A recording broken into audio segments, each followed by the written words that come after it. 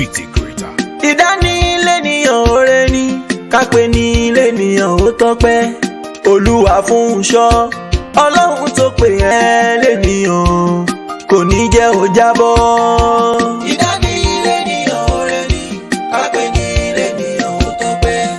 Olúwa fún ṣọ́ Ọlọ́run tó pè ẹ́ lẹ́nìyàn kò ní jẹ́ ó jábọ́. Ìdánilẹ́nìyàn oore ni.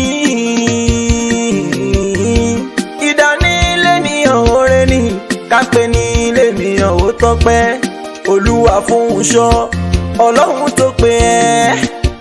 Ọlọ́run tó pè ẹ́ lẹ́nìyàn èní jẹ́ ó jábọ́. Ìdánilẹ́nìyàn oore ni kápẹ́ ní lẹ́nìyàn ó tọ́pẹ́. Bẹ́ẹ̀ ni Olúwa lọ́wọ́ Ọlọ́run tó pè ẹ́ lẹ́nìyàn àmín kò ní jẹ́ ó jábọ́.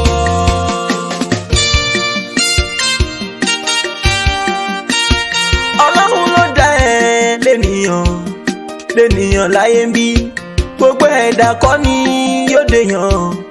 Àfẹ́ni tó bá jẹ́ Ọlọ́run ti kọ́ kán dèyàn. Ìlórí tán gbé wá irú wọn náà máa wá dèyàn. Táyọ̀ máa wárí fún ìpín ẹ̀dá níbi kádèyàn. Gbogbo wa kọ́ ló fún a máa lè ṣiṣẹ́ kádèyàn. Bínú wa bá ti mọ́ sáwọn tọ́lọ́ bá pèlè yàn tó gbé síwájú ara wọn ló ti jẹ́wọ́ èèyàn. Tí wọ́n bá fẹ́ jẹ́ péyàn rẹ̀ àbí ìdàkejì ńlọ bá fẹ́ jẹ́ ìgbà fáwọn tó ti kọ́dé yàn tọ́lọ́ ń gbé síwájú ńlọlọ́hún ló sọ ẹ́dẹ̀ yàn. Olúwa fún sọ àníyàn ẹ tó dáa látilẹ̀ ó ṣe fi inú tán. Béèyàn bá fi inú kan kankan fi bá fún sọgbé ṣíṣe lọ làwọn á máa gbòòrò wọn ó máa rọwọ́ mú. Ìdánilẹ́nìyàn oore ni Ìdánilẹ́nìyàn oore ni bẹ́ẹ̀ ni Olúwa fún ṣọ́ Ọlọ́run tó pè ẹ́ lẹ́nìyàn àmín kò ní jẹ́ ó jábọ́. Ìjẹ́ ẹ̀dá pín sí ọ̀nà tí mo fẹ́ forin tú. Olúwa fún sọ́dákun jọ mo fẹ́ kó o máa gbọ́ kó lè mọrú oore tó rọgbà yìí. Kíkàyé tí ó wá èèyàn ní gbogbo má dá mọ̀ tán bá ti bí sáyé. Orúkọ nìkan ní fáwa ẹ̀dá ọmọ Ádámọ̀ kò túmọ̀ póun ṣàlèyàn táyọ̀ máa wárí fún. Iṣẹ́ là ń ṣe àtòdèyàn èèyàn nínú ayé torúkọ èèyàn ó máa wáwo èèyàn tí ó fi wá jẹyàn. Ká lówó ní pé káde èèyàn nínú ayé rárá. Àfẹ́ní bá sóre níbi ibẹ̀ láyé máa gbé fún. Ayé ni ó pè ẹ́ lẹ́nìyàn. Owó tó ní kọ́ olówó ń bẹ nínú èrò tó jẹ́ kọ̀ọ̀kọ̀gún. Nígbà wo náà yóò ṣe mọ̀ mọ́rówó sáyé. Ọ̀pọ̀ èèyàn ló ti dépò ọ̀la látara fún sọ láyé ṣe ń pè é lẹ́nìyàn tó rówó sáyé. Ìdánilẹ́nìyàn oore ni Olúwa fún ṣọ́ ayé tí ó wá ayé Ọlọ́run ló dá ẹ lẹ́nìyàn Ọlọ́run ti dá ọ lẹ́nìyàn. Olúwa fún sọ ṣùgbọ́n sírí pọ̀ níbi bẹ́ẹ̀ ewu tójú máa rí àbùkù máa fẹ́ kẹ́ ní ìbàdàn láti mú wọn jábọ́. Ọ̀tá ayé wọn á tún máa lùlù ìlú kówókówó púpọ̀ ẹni yóò wá dọ̀tá ajẹni lẹ́sẹ̀ ẹ̀nà finú tó tún lè dà wọ́n tó bá ń rọ́wọ́ mú. Ọ̀pọ̀ tó ń ṣoore fún onímọ̀ ibi ni ó fi san. Olówó ẹgbẹ́ wọn tí ó lè ná tí ó jẹ́ akágàn eré tí ó máa sá ní bí ó ṣe dìtàn tí ó parẹ́ máyé yóò máa wá sọ lẹ́nu rẹ̀ pé ṣóhun nìkan ni láyé ó máa pọ́nlé ní gbogbo gbà. Kò lówó tó mi kò ní tó ṣùgbọ́n ó láyọ̀ kan tójú ti yẹ lọ láyé ṣe ń kì í tí wọ́n ń kì í péyàn ní fún sọ kọ́tà pé gbà kán pẹ́ gbẹ̀hùn lórí fún sọ kán wá gbẹ́ kòtò sínú òkùnkùn láti lè jìn sí mọ̀nàmọ́ná ọbọ̀ ọlọ́run àtàn fọmọ olóore. ìdánilé ní ọ̀rẹ́ mi ọlọ́run kó máa kọ ẹyọ lọ́wọ́ lálẹ́ pẹ̀lú ọ̀tá òde. oníjẹ́ ó jábọ́.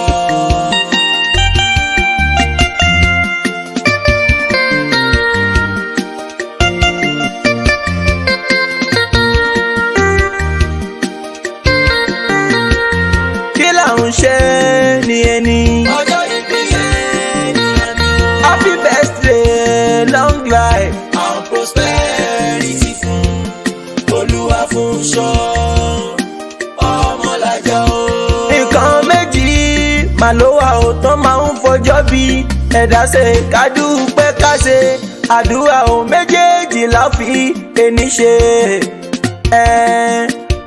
ọpẹ́ la ó kọ́ fi lọ́lẹ̀ ó fi ṣàkàbà gbígbà àdúrà ó. kàdúrà tá a bá ṣe lè ráṣẹ ká tó máa dárin ọpẹ́ yẹn mo fẹ́ káyé mọ̀ ènìyàn kí là ń fi ẹni ṣe. ọjọ́ ìbí ẹni àná.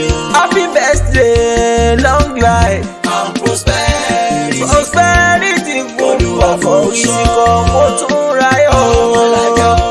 ọpẹ́ fọ́lọ́run ọba wa adáni má gbàgbé Olúwa tí kì í gbàgbé ẹ̀dá kan. òkúta táyé kọ̀ sílẹ̀ ó pé kó wúlò màlódì igun lé ní èní ò fún sọ́tayé tí gbàgbé ni. pípẹ́ kò nílé èwúlò ló wá dìpọ́ fún wọn lè níyẹn afẹ́lẹ́ ìdúpẹ́ fọlọ́hún lórí ayé Ọmọlájà o. mo ní kí là ń ṣe àní kí là ń ṣe lè ní o. ọjọ́ ìbí ẹni àná. happy birthday long life.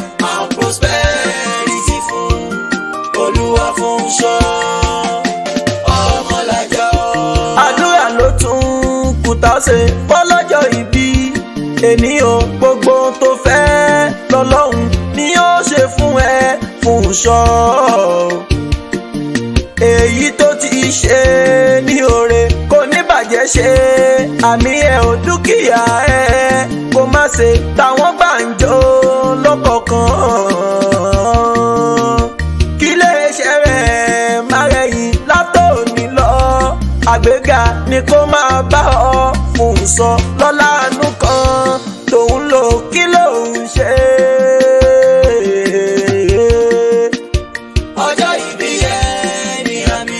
happy birthday long life. and prosperity fún Olúwa fún ṣọ́ Ọmọlájà o. ọlọ́run bá wa sọ fún sọ torí wọ lọ́ba tí ó fún wa sọ. Ọlọ́run bá wa sọ fún ọlọ́run ṣọ́. bá wa ṣọ́ bàbá Elizabeth Olúwakẹ́mi dákun jọ̀wọ́ lọ́hùn máa ṣọ́ lórí ìyàwó àtọmọ kó má ṣe dààmú lórí kankan ẹkún àsùndà nígbà gbogbo kò yẹ fún ṣọ́ ọlọ́run ọba tẹkún bá pọ̀ jù láyé ẹni ó lè bà nǹkan jẹ́ lágò ara má fa ẹ̀sán kan fún ṣọ́ lọ làwa ṣe bẹ̀bẹ̀ kó bá wa ṣọ́. Ọlọ́run báwa ṣọ́ bàbá ṣàánú ẹ̀ Olúwa ṣeun fún sọ́jú ọ̀pọ̀ pẹ́ra ẹ̀ tí ó fún wa sọ. ìfẹ́ ayé òun ṣàlàyé rẹ̀ igi lẹ́yìn ọgbà tó dó tọkọ mo tún ayọ̀ rí sí kóòtù késù má yà yín ẹ̀sà mi bẹ́ẹ̀sù ò bá yà àwọn kọ́ lọ́hùn pàgbà tó ń bẹ láàrin wọn ikọ̀ ọ̀hún òun sálà wọn ọmọ ó má fọmọ ẹ̀yìn dẹ́yìn lóró Elizabeth Olúwakẹ́mi Ọmọládé kó má dàwátì o Dánẹ́ẹ̀lì Olúwaṣeun fún sọ́jú yànkọ́ ló ń bá wa sọ lórí Àbímbọ́lá Oyin kan sọlá má fi dá wa lóró Bísẹ́ẹ̀nì Fọláṣadé ńkọ́ Ọ̀pẹ́yẹmí má fi lá wa lójú gbogbo àwọn ọmọdé ọwọ́ rẹ̀ Ọlọ́run pẹ̀lú ayàdọ́wọ́ rẹ̀ ọlọ́run àbí kankan pa fún sọ lẹ́kùn. Ọlọ́run bá wa sọ fún sọ. bá wa sọ orí wọ lọ́ba tí ó fún wa sọ. fún sọ màmá tún láláṣẹ iléeṣẹ́ kan àrà tó lálẹ́ Wisdom Fashion and Textile. ẹ bá wa dòwò pọ̀ níléeṣẹ́ wa àyè 30 kan sí Wàsáàní 368 Morning Star lóòdù State Island New York ọlọ́ndàkùn. iléeṣẹ́ àwa ó dọ̀wọ́ rẹ̀ bí ó ṣe máa gbòòjú tẹ́lẹ̀ lọ látòní lọ́lọ́run dákun akúkú gbà pò lè ṣe ni káwa máa rẹ̀yìn níléeṣẹ́ wa ká má ṣe dìtàn ó dọ̀wọ́ rẹ̀ kó má ṣe jóná ọlọ́run bá wa sọ iléeṣẹ́ àwa ta ti ń rí ṣe. ọlọ́run bá wa sọ bàbá bí ó yà Abímbọ́lá orí kan sọ́lá. lọ́ba tí ó fún wa sọ. oríkì ìtòkò rẹ̀ o fún sọ máa gbọ́. ìtòkò ìmọ̀dé fún sọ máa gbọ́. mọ̀dé tààrà ilé fún sọ máa gbọ́. wọ́n wá bèrè ìtòkò fún sọ máa gbọ́. mọ̀dé dára wọn fún sọ máa gbọ́. wọ́n wá bèrè àjòjì fún sọ máa gbọ́. ẹ̀yin lọ́mọ ọjà ní mọ́gùn fún sọ máa gbọ́. ará ajá mọ́ fún sọ máa gbọ́. iná bàbá yín lọ́mọ fún sọ máa gbọ́. epo pọ́n ròrò fún sọ máa gbọ́. ọjà ń rẹ̀ dòdò fún sọ máa gbọ́. ọmọ àtòrí ọjà já fún sọ máa gbọ́. ọjà ní kí ná ṣe lẹ́kùlé òun fún sọ máa gbọ́. ìran bàbá yín lọ́mọ fún sọ máa gbọ́. apọ́nbẹ́pọ̀ rẹ̀ làpọ̀n ọjà fún sọ máa gbọ́. oríkì ìtòkò nù fún sọ máa gbọ́.